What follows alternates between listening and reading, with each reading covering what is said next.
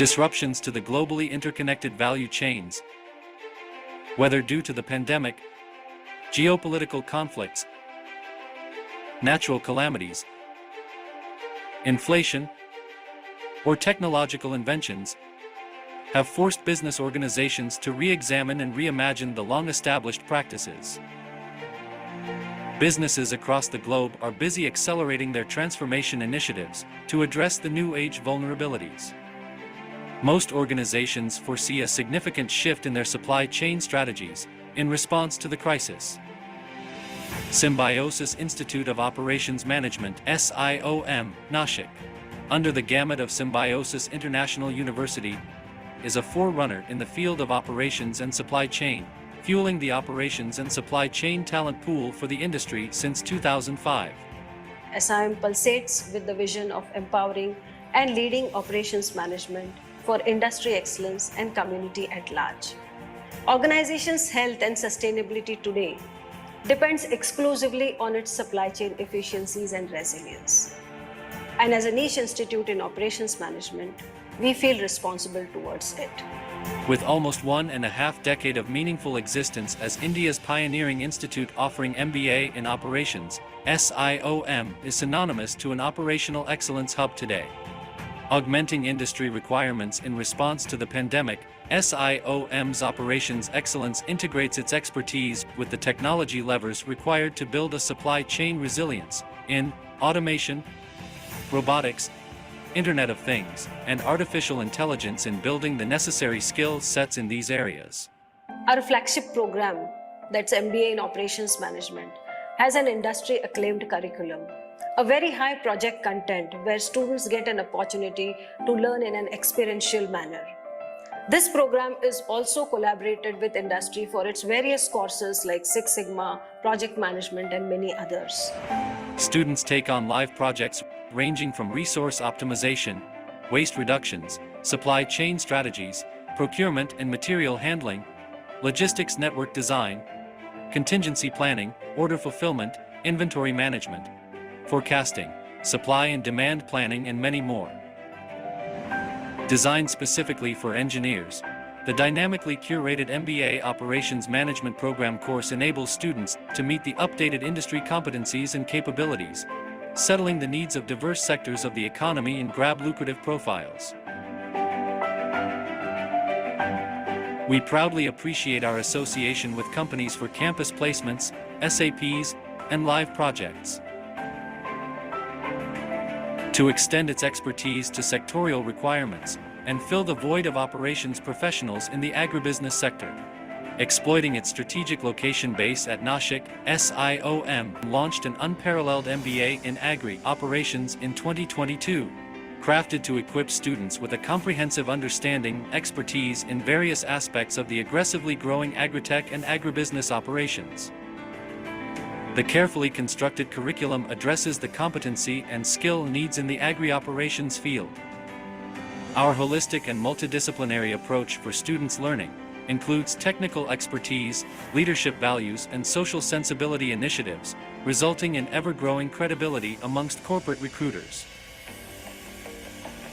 Industry interface is strategically woven with each endeavor, be it admissions, guest lectures, projects, internships, flagship event the HR Summit, consulting conclave, e-talks, mega cultural fest Drishti, TEDx, Spundan, and Operations Summit. Tatwa. SIOM confers the Operations Excellence Championship OPEX Champion title every year to the best industry performers in operations. SIOM provides customized certifications and training programs. SIOM is one-stop shop for everything related to operations management. May it be projects, consultancy, knowledge sharing, and many others. I invite you to collaborate with us. Come, let's engage.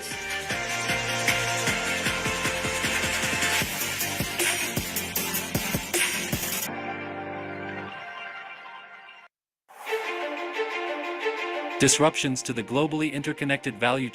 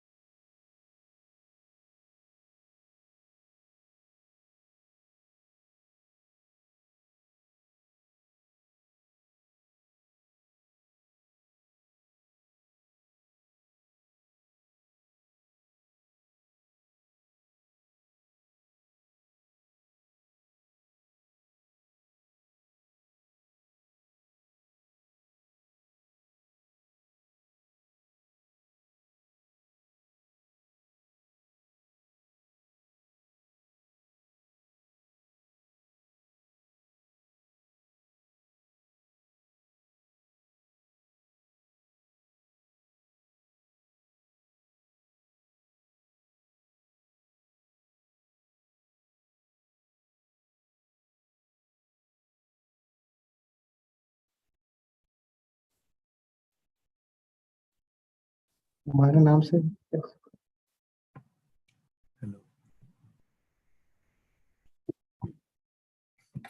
Good morning, everybody.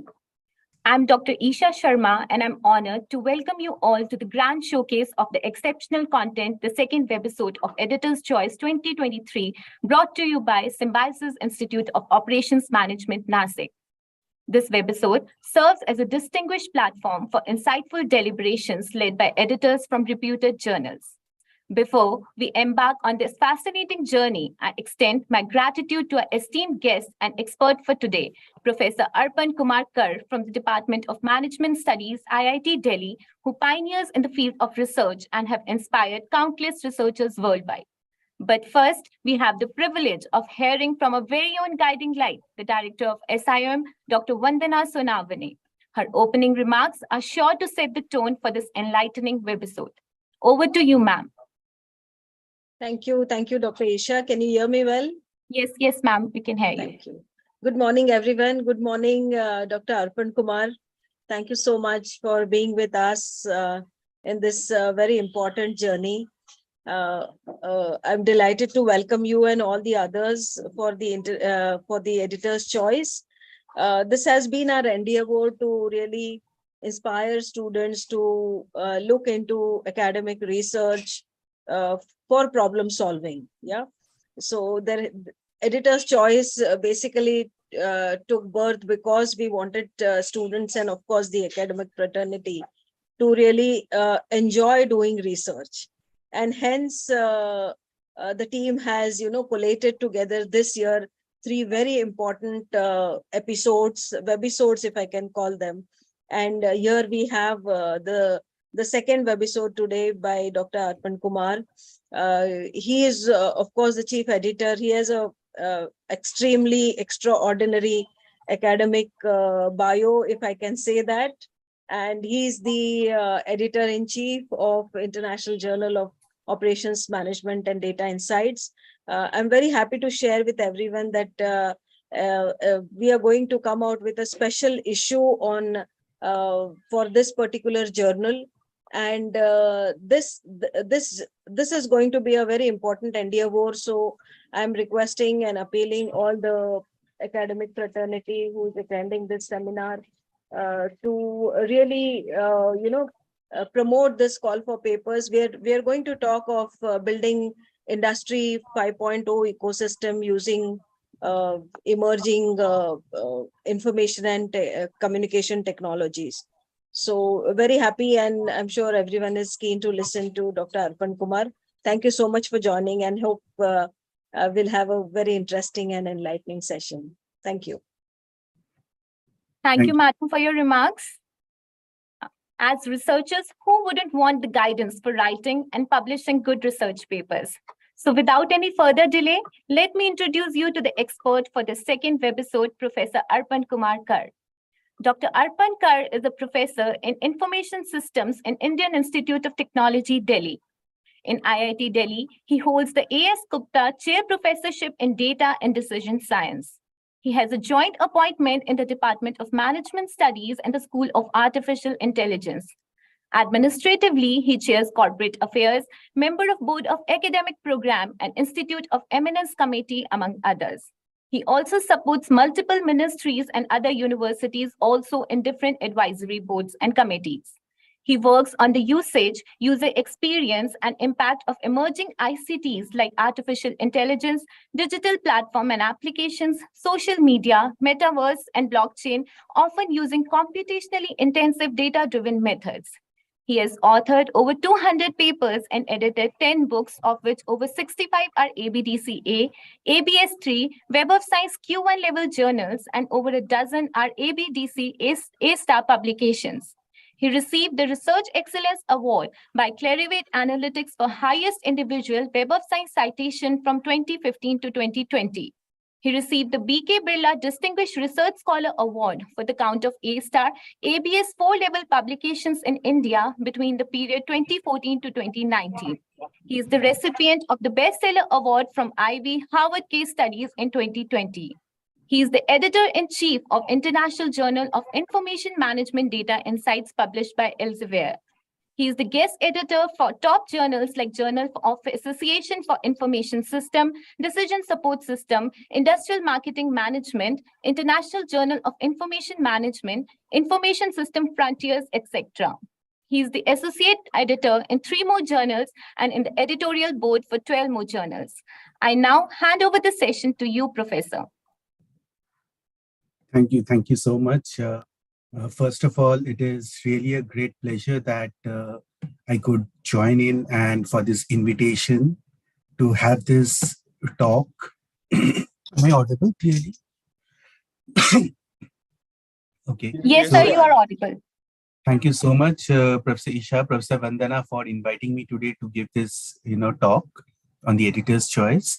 So I'll try to share some of my brief journey and the nature of the work that I typically do, and what are the things that typically a lot of the research communities are looking for. This is mostly driven by my research, which of course, majority of my scholar has been working in this area, not all my scholars, but majority of them has been working in this area. I'm trying to share my screen. Please let me know if my screen is visible. Yes, sir, it is visible. Thank you so much. So what I'm going to discuss today is about theory building using big data driven studies or big database studies in management, which is typically more computationally intensive. It involves a lot more ML methods, machine learning methods for that.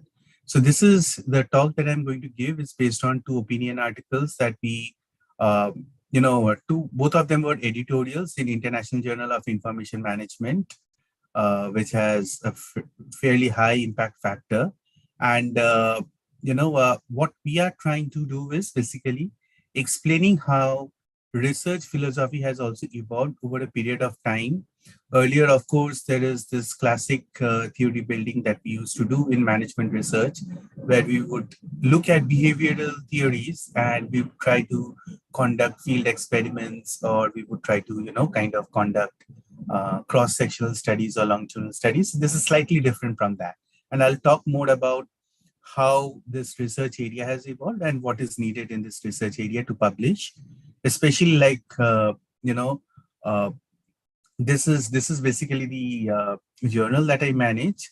And if you look at the SGR, on the basis of SGR in management information systems, it is now ranked 10. SGR is basically slightly different from other citation metrics, because other citation metrics like site score or impact factor, they do not really look at the quality of citations coming in. If it is a higher ranked journal and it is citing your journal, then that quality of citation does not get accounted for. But in SCR, the quality of the citation, the source of the citation, how well established that journal is, that is typically estimated in terms of ranking. So what I'm going to talk about is basically the kind of guidelines I try to share very elaborately with many others who try to publish papers in my journal. And also, this is a guideline. Of course, if people are interested to submit in my journal, I'd be definitely keen if they're picking up this kind of a metric. And this is based on this current paper, which was published in 2020, which was theory building with big data driven research, moving away from the what towards the why. This was with Professor Yogesh Trivedi, who's also,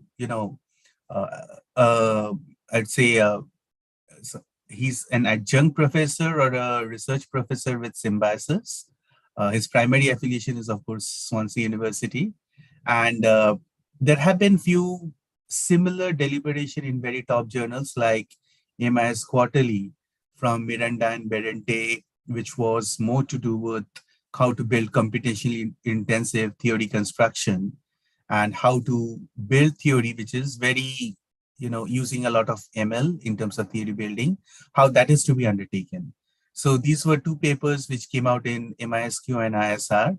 And we recently, with Professor Raghav Rao, Spiros, and Jill Poulos, so we brought out another, guideline, which is big data driven theory building, philosophies, guiding principles, and common traps. So both these and few other articles like published by Professor Varun Grover in just JIS and few others, we have been kind of These have been inspirational for me to learn, and then I try to kind of transfer my learning in terms of some of these editorials and articles that I develop. So I'm still learning. I'm still in the process of learning, and hopefully these areas will pick up, and hopefully some more good quality research will emerge in India, which uses these computationally intensive methods. So at any point of time, if anybody has questions, they can stop me and ask me. Will that be fine? If you can just unmute yourself and ask me the questions. So we can have Q&A at last. Okay. At the Okay. end. Yes. Fine. That's fine. So when we talk of this research agenda, typically what is driving this? Yes.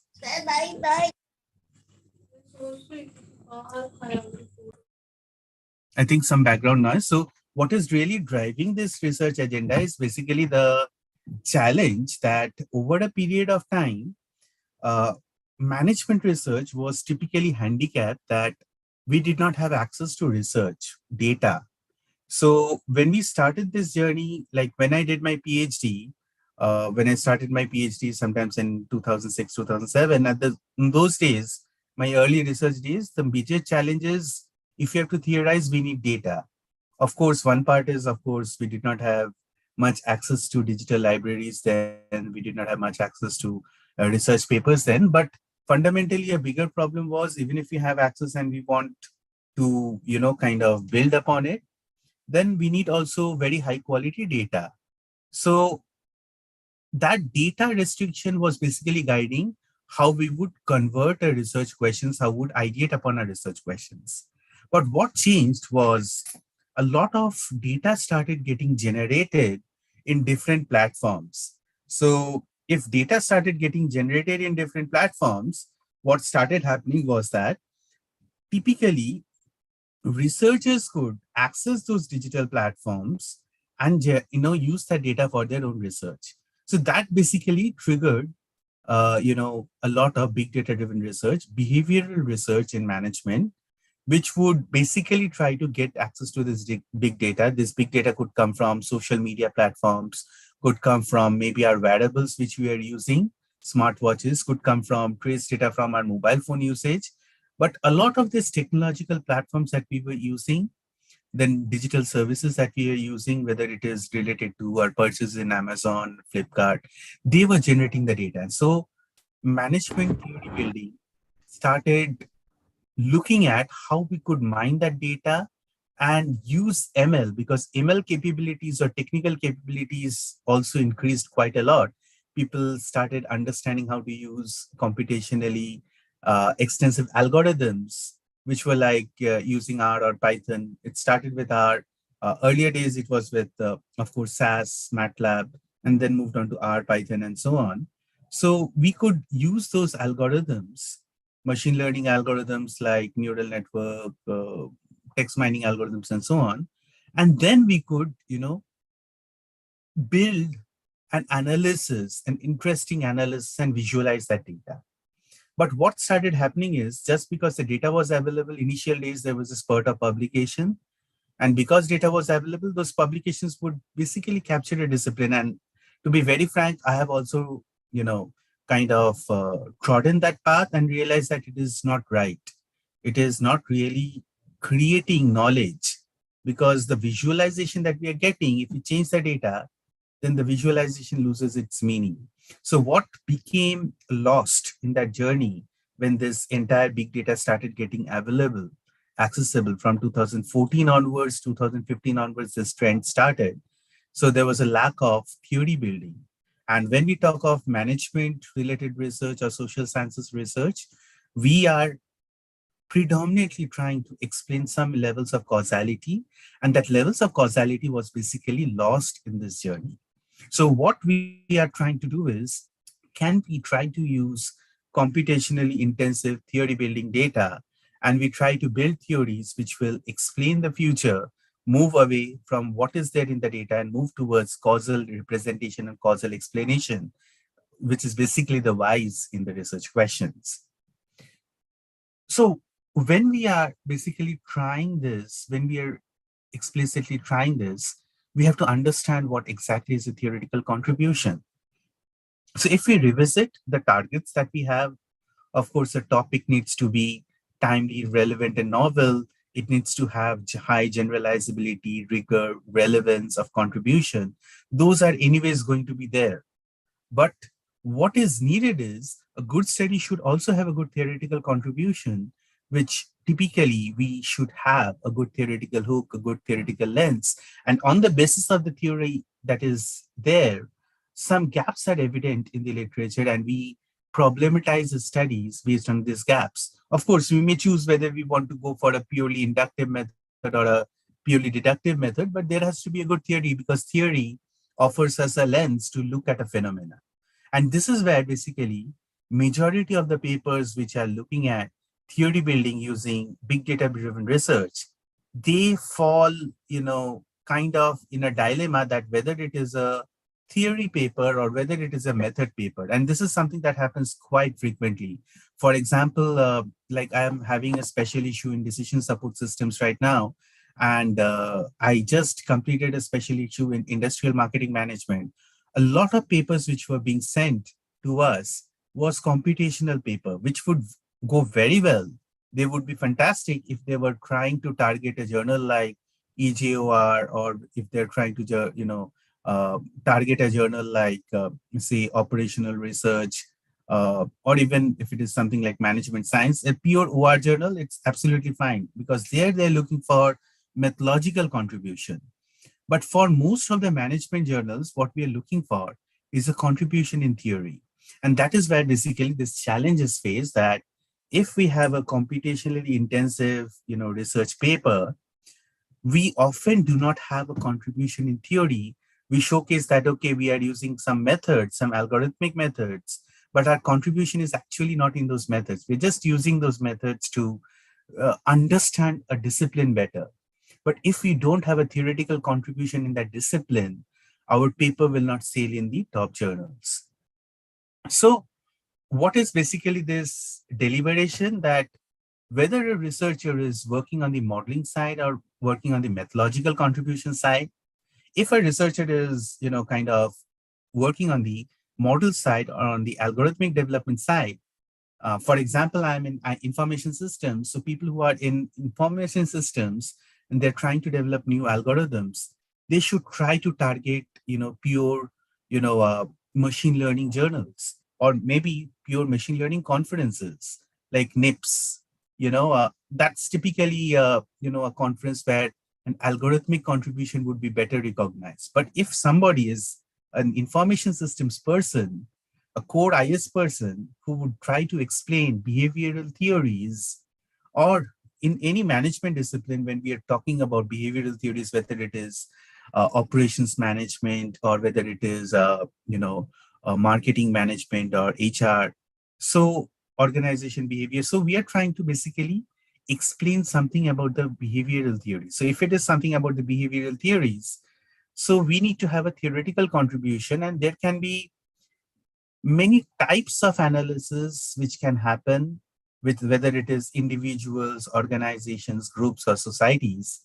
But what is a type of analysis that we try to do? There can be survey-based research methods, longitudinal research designs, experiments. And one of these research methods that I'm going to talk about today is about big data-driven research. So what happens in many of these big data-driven research, a lot of papers would typically focus only on the methodological rigor in how the data collection has been done, how the data has been analyzed, and they forget that there is a theoretical contribution that is expected. It is not about a methodological contribution that you are trying to demonstrate in the paper. It's more about the theoretical contribution that should be signifying and signaled through those papers. So that is what is missing. So that's where my research agenda is, that we should try to contribute in those theory generation. So if we have to understand management literature and how management as discipline emerged, so there has been lots of, so for example, Sutton's article in Administrative Science Quarterly, What Theory is Not, What Theorizing Is, there has been lots of articles like that. So data and its description of is not theory, literature by itself is not theory, but these things help to build theory. This is a very important statement that data and its description, so we just visualize data, it's not really going to give a theoretical contribution. If we just cite references, it's not really going to give a theoretical contribution. But in case it does, it helps to build theory. In case of my discipline, since I work in information systems, my information systems discipline typically define that if we have to build up a behavioral theory, it should address design, use, impact, and interaction of ICT artifacts with different stakeholders, which could be in the society or which could be in organization. But we try to address a domain that is socio-political, behavioral, structural, or ontological, or even sometimes epistemological questions, but all the epistemological questions typically has not been explored much with big data-driven research. So what we do is we need to have some theoretical lens, and it is not just an application of the theoretical lens that is really exciting, but how we can extend that knowledge surrounding the theory itself that is going to be more exciting for such kind of research studies. So in this context, like I mentioned that Sutton in 1995 brought out this what theory in management is not and what theorizing is. There has been series of debates in this in ASQ. Adding references are not theory, data and its description is not theory, list of variables or constructs are not theory, imagery are not theory. So what is important to understand is if there is a theoretical contribution, then from the big data-driven research, we need to elicit that relationship, new construct identification. Ideally, scale development could be something that comes out of big data-driven research, but this is slightly more tricky. But mostly within big data-driven research, I would say that building bridges is what theoretical contribution would be like. Of course, I'm going to go deeper into this area over this time. So there was a very nice, article that was written by Professor Grover, Lindbergh, and Ben Bassat. Of course, Lignin was there in this article that was the perils and promises of big data-driven research. A lot of times when we are looking at big data-driven research, what we try to do is we try to address very tactical problems, and there are challenges of abstraction. What we mean by tactical problems is if it is something that will solve a small problem which is important for a particular company, say it is a pricing problem, and if certain activities are done, the pricing problem can be handled better by maybe a company like an e-commerce company like Amazon. For example, if you say that in the morning when people go to the Amazon website, you reduce the price of products, you give an additional discount of maybe 2% that results in maybe high buying behavior. That's fine. In the morning, you say that you give an additional discount of 2%, people's buying behavior increases.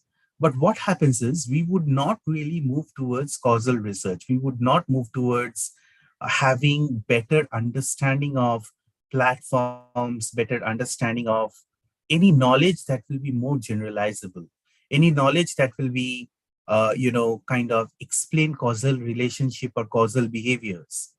So that is where the main challenge is, that we try to tend to kind of address problems which are very, very elementary, which are very tactical and useful for the companies, but maybe not useful in generating management theory. So what happens is big data-driven research would exhibit biases towards a cursory treatment of theory and focus on data and methods to explain questions where maybe the IT artifact loses, in case of information systems, the IT artifact loses significance, and it is not focusing on causal research to specific groups. Similarly, other pitfalls are, we typically would not focus on, explaining causality, and most of the big data-driven research would typically focus on prediction models. So prediction models are fine, but the causal elements are more important. The causal elements are typically lost. And this is something that happens in many top journals. And sometimes I also, advocate that this is not really appropriate. So if you have a theory paper also, say a cross-sectional study or a longitudinal study, people try to, kind of complement that study. Say an analysis has been done by SIOM, a person would try to complement that study using a neural network. So neural network would typically be a predictive model.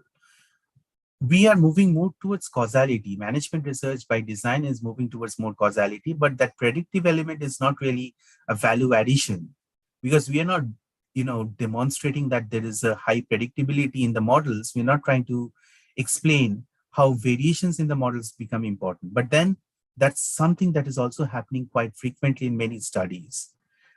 The data that we are capturing is historical and subject to biases, where different kind of biases happens, like we have access to the data, the company has given us access to the data, and so we exploit that data. So instead of the questions driving how we are finding the data, a lot of times the questions are developed post facto. Because we have the data, we are developing the questions. And so those are some of the challenges in big data driven research. So this is the reason why a lot of the papers would get rejected in top journals.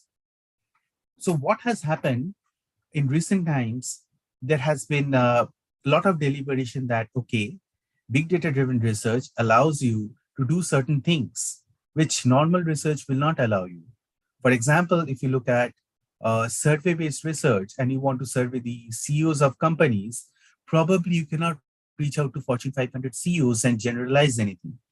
But if you look at, say, the tweets of CEOs, then that gives you some kind of signals that what the CEOs are inclined towards.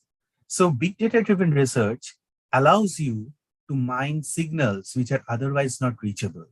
You cannot reach out to the stakeholders whom you want to examine, whom you want to interview, or whom you would want them to fill up data questions. So what has happened is these data that you're getting, of course, allows you to answer questions which were not possible earlier.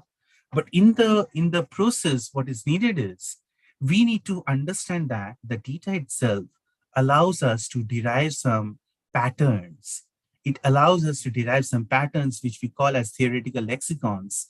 And then those theoretical lexicons should allow us, in conjunction with the existing literature, to theorize about the phenomenon. This is what is missing. So what we need to do in theory building, in big data-driven studies, we should identify a broader literature gap. And if we try to identify that broader literature gap, then we can think of what research questions are really exciting about that literature area. What research questions are really exciting about that particular discipline that is not, addressable in the conventional, methodology for research. So that is what typically would become extremely, important and impactful if we could address those research questions. So the journey starts with identifying the theoretical lens, which is coming from social sciences or management. We can have a core. We should have a core, whether it is a study that is related to information systems or whether it's a study that is for human resource management or organization behavior, or whether it's a study which is mainly for, maybe marketing management. For example, in marketing, a lot of these big data-driven studies are very, very popular. In fact, more popular than information systems discipline. So if we are doing this, we need to understand that we need to borrow some literature based on some building blocks, and then we try to ideate about how theory building can be done. So if we have the research question in mind, we need to understand that just like any other research, we need to have a very strong sampling strategy. A lot of times what happens is if we have a big data-driven research study, they don't adequately think about what is an ideal sampling strategy. The reason is because we have data to be collected in large volumes. So what happens is a lot of people would collect the data. That data is trace data. Trace data has a lot of noise. And if trace data has a lot of noise, then there is a measurement problem in this trace data. So if we are ideating something, if we are generalizing something based on the trace data, what happens is we have a measurement problem. Whatever we are trying to say will not resonate with a larger audience. whatever we are identifying because we are having greater proximity with the study, it might not resonate with reviewers and it might not be interpreted similarly by others who would have looked at the data. So we need to bring a good quality sampling strategy so that we collect appropriate data and we are able to remove the noise from the data. Similarly, to bring objectivity for models, because big data-driven research, when it started, was more about qualitative research. Although it is computationally very intensive, it was a qualitative research. So we need to have mechanisms that we demonstrate reliability and validity in the model.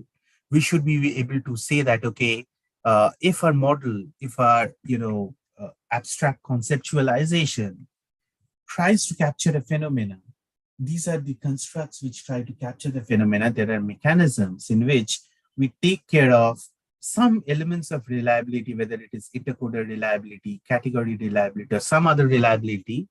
And we are also having mechanisms to demonstrate validity of our interpretation. Otherwise, what happens is it becomes very questionable that even if you're building a theory building model, how is that theory building model actually getting reflected from the data? Is it that it's just our personal interpretation, or is it really that it is coming and emerging from the data? So we need to have this mechanism of bringing some objectivity in the models. Then, when we are using the big data-driven methods, what we need to do is we need to be very conversant about various types of methods. The methods can come from text mining. For example, for most of my research, it has to do with text mining.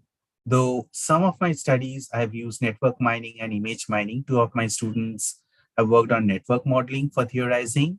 And, one student of mine has worked on image mining for, analysis and theorizing. But typically what we are doing here is we are using these methods, ML methods, which can operate on text. ML methods, like, for example, in text, we can have methods like latent Dirichlet allocation, methods like latent semantic analysis, sentiment mining, aspect-based sentiment mining, and so on. In network mining, it could be something like community detection, click detection, and so on, graph theory-based methods. And in image mining, it could be something like, if you're trying to derive attributes, maybe detect objects, it could be something like convoluted neural networks and so on. Similarly, video analysis is also possible. There have been some studies which have looked at video analysis, but it is still at a nascent stage. So after we use these methods basically help us to derive some measures. These measures are proxy. These measures are what will enable us to get some idea about the theoretical lexicons which might be there in the literature. So after we derive those theoretical lexicons from the literature, what we can do is we can try to identify what theoretical hook is there, what kind of constructs are possibly reflecting those proxy measures that we are deriving. So after we do that, then we move towards preliminary analysis, where we move towards visualization or descriptive statistics. But more important is, can we move towards some kind of inferential analysis, some kind of causal analysis? Sometimes it is said that we can go into multiple regression analysis. SIM might not be sometimes relevant here, but we can move towards path analysis a lot of times, but we have to check for causality versus reverse causality whenever we are saying that, okay, X causes Y. There are many other inferential classification models also, like logistic regression. And a lot of people would use deep learning or machine learning based algorithms to predict nonlinear relationship. The nonlinear relationship may not be captured using regressional models, which assumes ultimately piecewise or linear relationships, but in nonlinear relationships, ML models might typically work. So what happens? This mixed research design sometimes help in terms of bringing a balance between causal research and higher predictability. So the causal research might be done by using regression-based approaches, path analysis-based approaches, or FSQCA-based approaches, wherein, but when you talk of maybe moving more towards, or maybe event studies could be very good in terms of causal researches. But when we talk about predictive studies may be having nonlinear relationships because causal research would have minimal variation in terms of the, say, the R-squared value of a regression. The minimal variation would be observed, maybe 25%, 30% causality is explained. But if you go into nonlinear relationship, what happens is we can have a predictive model which explains maybe 70, 80% or 90% of the variation of the dependent variable. That is where it gets really exciting because these are two complementary approaches. So in a nutshell, what happens is we start with data acquisition, go to data conversion, and then using the big data analytics block, using a variety of methods, we can bring out some theoretical lexicons from the data. Now, based on the theoretical lexicons that we derive from the data, those are proxies for the constructs. And after we derive those constructs, we try to bring out some kind of relationships which were earlier not established. Some kind of relationships between factors or constructs which was earlier not observable, but big data driven research typically allows you to establish those relationships. So in big data driven studies, there can be two ways. There can be deductive theory building and there can be inductive theory building. Although I won't have much time to deep dive into these purely because I have a limited time in this talk. But if you go and read this latest, editorial that we brought out, deductive theory building, what happens is we start with a research gap. And when that research gap is already identified, the hypotheses are already identified. The main focus of the big data analytics method is finding proxies that could be derived out of data, computational attributes that could be derived out of data, and how those computational attributes can become proxy measures for those factors or for those constructs we are trying to use and operationalize for establishing relationships. So those factors or constructs between which we want to establish the relationships, big data analytics method should allow us proxy variables, proxy measures, which will be, kind of allowing us to measure those factors or variables. Then the theoretical model validation would basically look into how we can, through econometric analysis, how we can move towards some element of causality. That is what deductive theory building would come to. In comparison, inductive theory building would allow us to basically generate those theory lexicons from big data by looking at first some overview of the data, visualize that data, and through those visualization generate possibly a lot of constructs which the model could potentially have. Now, all those constructs are not new. We need not establish the relationship of those constructs with the dependent variable because in a lot of studies, many of those relationships are already established in the literature. What we can do is we try to establish or build only those constructs. We try to identify only those constructs.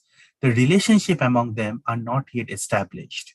So if we can build those theoretical model with those constructs where relationships are relatively less explored, and then try to capture the phenomena and try to see how the variation in the dependent variable is demonstrated in the phenomena by using those constructs, then the inferential model helps in theory building with a theoretical lens that, okay, in this theory, new relationships are basically observed, new constructs are being borrowed from maybe some other theory, and that is enriching a current theory that we have.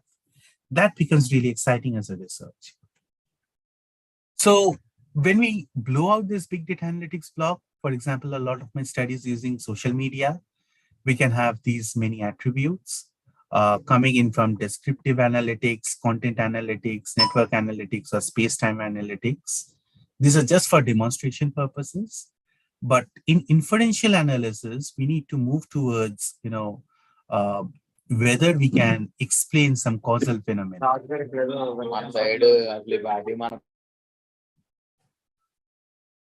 Come again? Okay, so what we are trying to do is we try to, in the inferential analysis, we try to validate the study. So whether if it is a deductive study, then we directly go to the inferential analysis. But if it's an inductive study, what we have to do is first we have an exploratory study And then we have a inferential analysis to validate through the confirmatory study.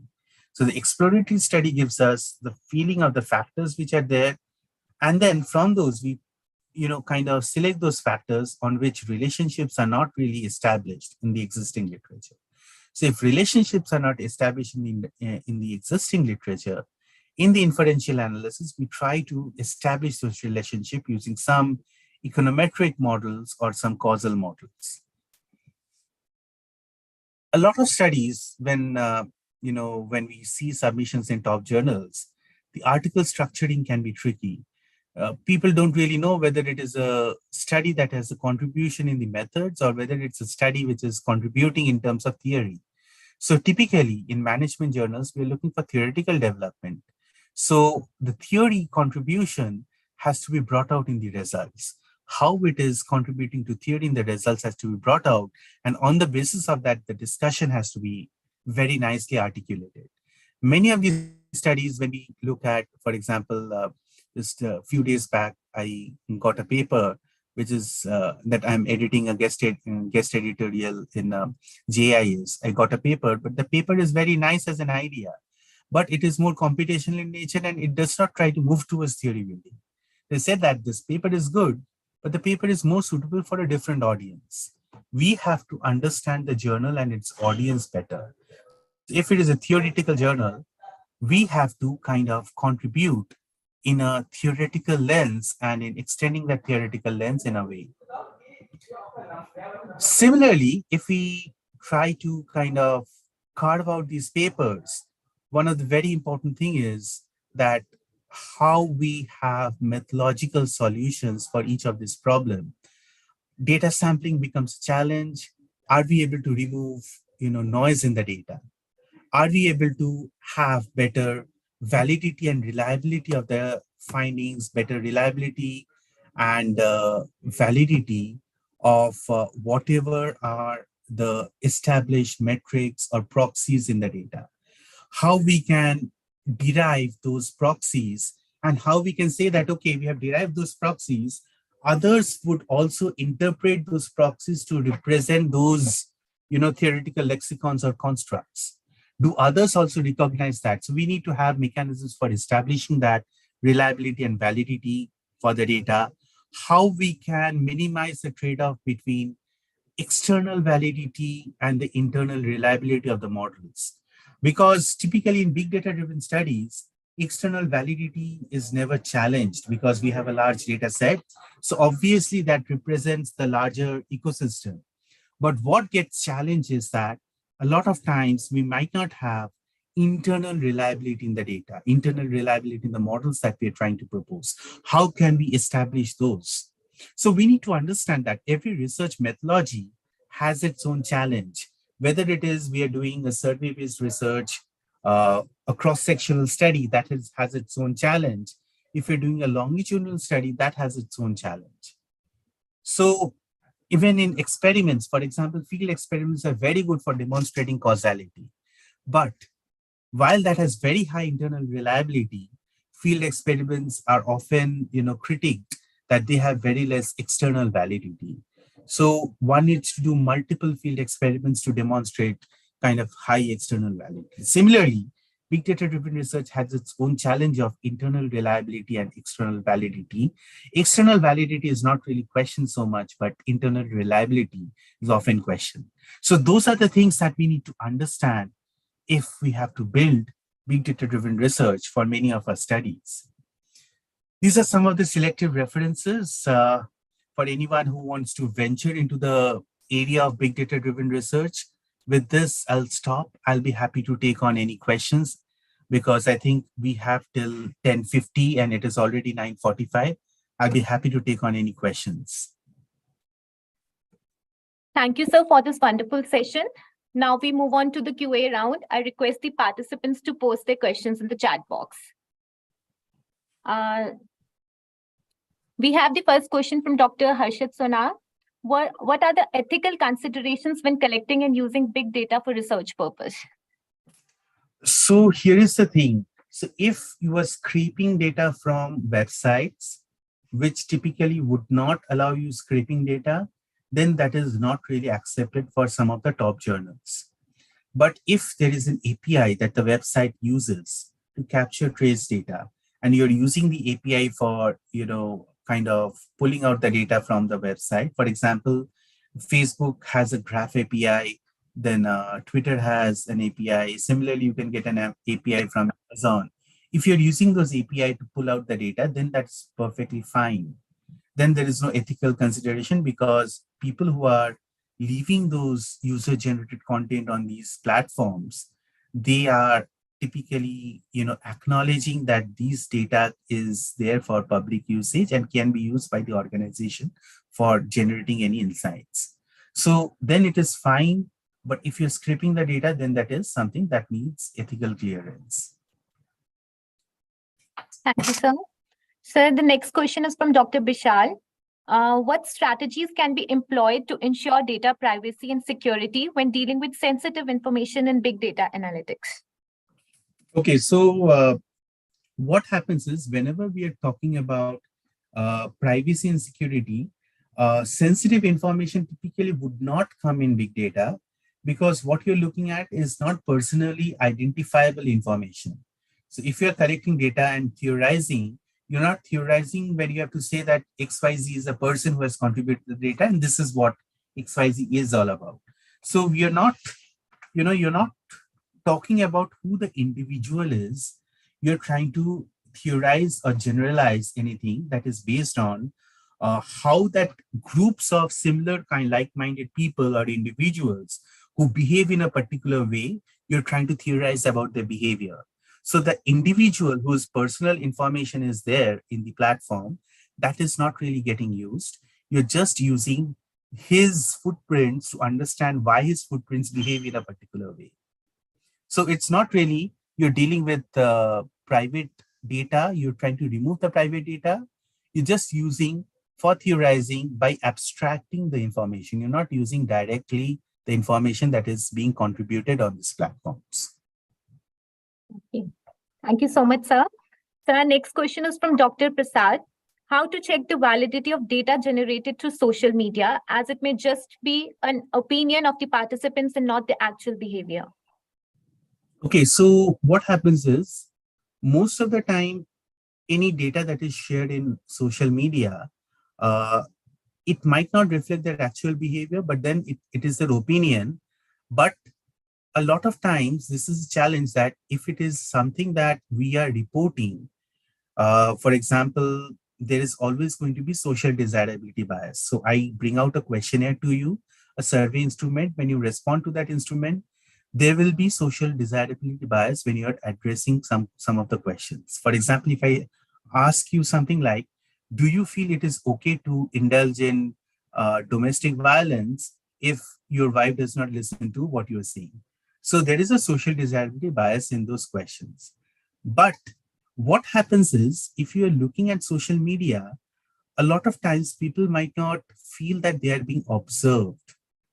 So they may be more, okay about sharing actual reasons and actual beliefs, which they might not feel that they will be studied or they will be judged about. So what happens, because they're not feeling that they will be judged about, so they are more likely to talk about elements or behavior that they are more comfortable about socially sharing among their peers. Now, here's the thing. Facebook, when it allows you to get data, say in social media, suppose you make a post about a feeling about, say, women empowerment, your feeling and your talk about women empowerment in social media, it might be that because it is socially desirable behavior, you believe in something, and your actual behavior might be different when you're in your home. That is always going to be the case. That gap can always be there. But still, it is observed that if it is trace data, social desirability biases or biases based on actual expected behavior are typically reduced by a significant level. There are multiple scientific studies which say that when you are mining those trace data. So trace data is relatively more truthful as compared to data that you are contributing when you're knowing that you're being observed by somebody else. So like when you're giving a questionnaire, then the person knows that you are supposed to behave in a particular way because you are being examined in the questionnaire. So those are relatively difficult, but then it again has lots of other challenges, because in a social media platform, we behave in a different way. So there are mechanisms how you are eliciting out, removing those false information. You try to demonstrate that there is stability in the responses, stability in terms of what you are sharing in social media versus what you have shared maybe in the past. So stability in terms of, or whether you're polarizing, or whether you're changing your preferences or changing your ideas. So there are mechanisms on doing those things. Okay, sir, thank you. So our next question is from Dr. Sandeep Sharda. How is big data analytics being applied in various industries such as healthcare, finance, marketing, and manufacturing? How is big data analysis being used in different industries? Yes. Typically, all the different industries are now using big data in a very massive way. So it is not that it is something that is very new.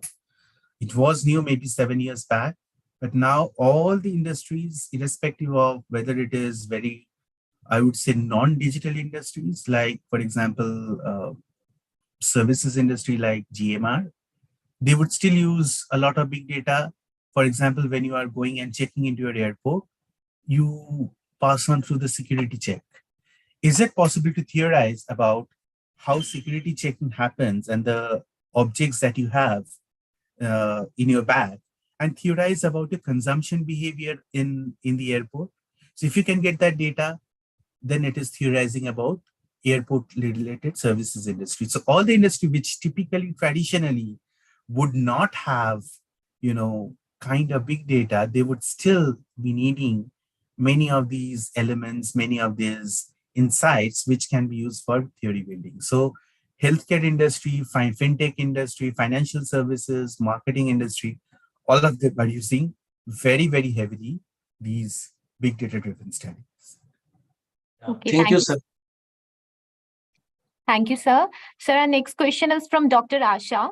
For experimental research designed for understanding and capturing cognitive insights using advanced technologies like fMRI, what would be the adequate sample size? Again, it depends on, for example, if you're using fMRI, typically if it's an experiment, in an experiment, you are capturing those images.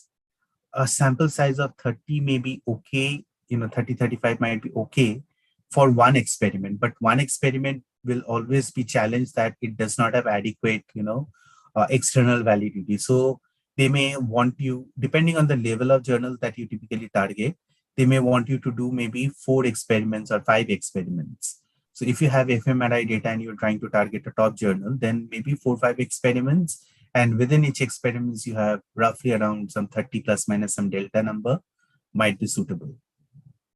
If I can add more to this question, sir, am I audible?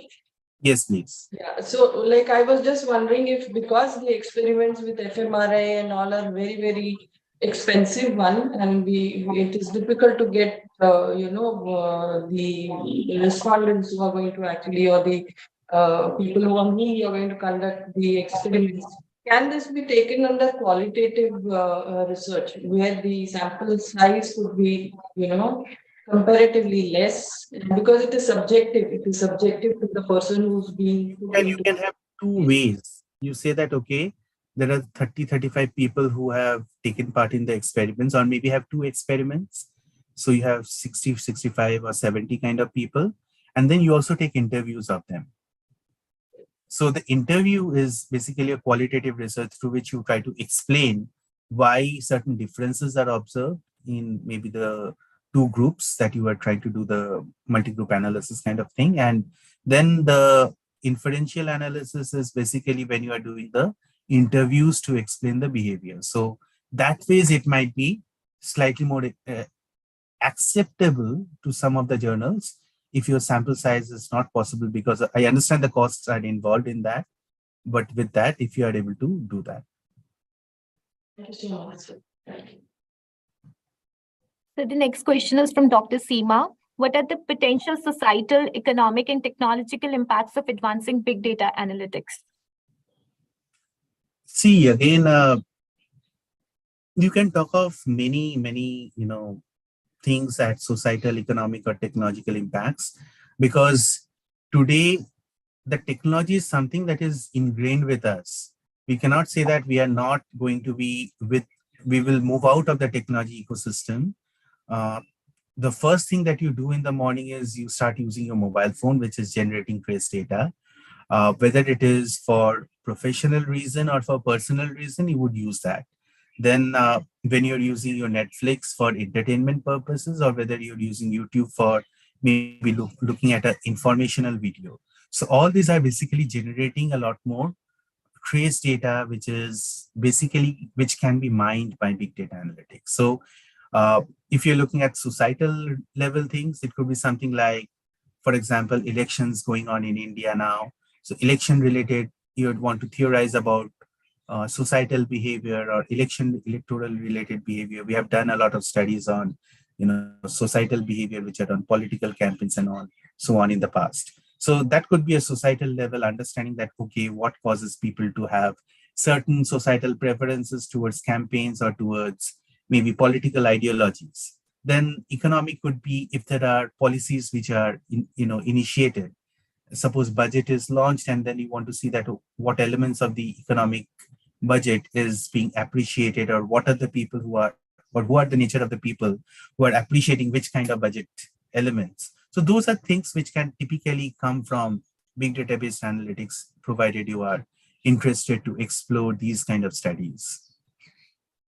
Okay, so we'll be taking one last question. It is from Dr. Ratna. Request your views on what are the do's and don'ts when initiating or developing a theory. See, it's very tricky. I mean, this is a question that is, as I said, I'm still learning in my journey. I'm still at a very nascent stage in my research, because there is always going to be other senior researchers who can really talk about the do's and don'ts when initiating or developing theory. Because fundamentally, when you're sending a paper to any A-star journal, they will, even if I have published some 14, 15 papers in A-star, still I would say that it is a very tricky thing, because you really don't know what you consider as developing a theory, whether it is adequate or not. Because when you look at a phenomena, you feel that, okay, this phenomena, I am looking at through a theoretical lens, whether that is an appropriate lens or not. Some other person may feel that it is not an appropriate lens. So you have to really understand the nitty-gritties of the theory and understand the nitty-gritties of the phenomena, so that you can say that, okay, the theory and the phenomena are very closely wedded together. They are very closely linked together. And whatever we are hypothesizing about the theory, about the building blocks of the theory, that has not really been explored. So for me, the do's would be, really read research papers which are from decent journals, good journals, to understand about the theory, understand about what that theory is all about, and what are the boundary conditions of that theory. Because every theory has its own boundary condition, where it can be used, where it cannot be used.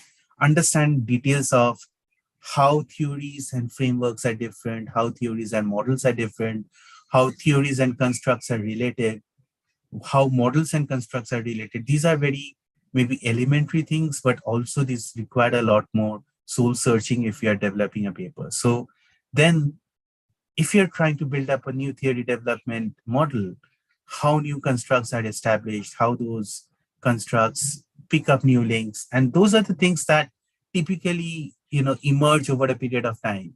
When I started my research, I used to get more rejections. I mean, even now I get maybe 4 rejections and then 1 acceptance. So earlier days, it used to be 8 rejections and 1 acceptance. But that's how the journey is, that when you are getting the rejection, introspect a little bit more, try to read a little bit more, understand what the reviewer or the editor is typically writing about. They won't often give very detailed review if it is an editorial reject, but still, whatever review you get, it is very useful if you're getting it, trying to understand it, try to collaborate with people who have been in the system for a longer time. Take their feedback very seriously in terms of, how theoretical contributions can be strengthened. Then probably it will become more rich. Thank you, sir. So Dr. Aradhana wants to see your reference slide. Okay. I stopped sharing based on the request that came in. I'll just share it again. Yeah, you can take a screenshot of this.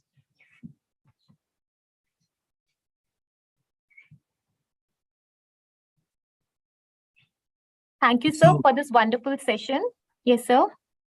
Yeah, so if you feel that any of these studies, like a lot of my studies are basically using big data for theory building, feel free to connect with me on LinkedIn. And if you want to, collaborate or you want some feedback, I may not always co-author on a paper, but I'm always happy to give feedback on papers.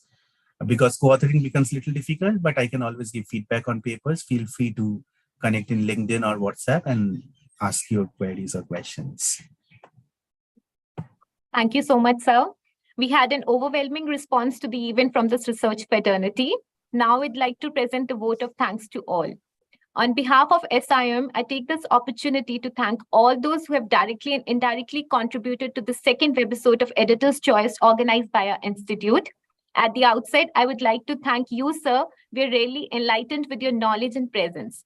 We are thankful to our director, Professor Vandana Sonavane, for her motivation and continuous support to make this webisode come into reality. Special thanks to the faculty and staff for their unflinching support and coordination. A heartfelt thanks to all the participants who are connected with us virtually. Before ending today's webisode, I would like to inform you that these webisodes are part of our upcoming conference, ICO SCM 2023. So we like you all to invite abstracts and full papers for this conference. The selected papers will be published in Scopus Index Journal. As we conclude today's webisode, I encourage each one of you to carry forward the insights gained here and continue a journey in research and academia with the same passion and dedication as Professor Kar. With this, we end today's webisode. Thank you so much, sir.